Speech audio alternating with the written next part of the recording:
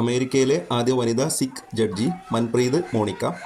NATO secretary ജനറലായി വീണ്ടും നിയമിതനായ വ്യക്തി ജെൻസ് സ്റ്റോളൻബർഗ്.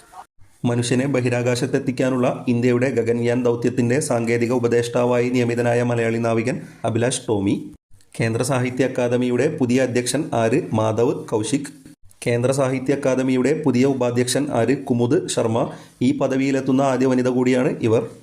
കേന്ദ്ര സാഹിത്യ അക്കാദമി മലയാള ഭാഷാ കൺവീനറായി തിരഞ്ഞെടുക്കപ്പെട്ടത് KP രാമനുണ്ണി.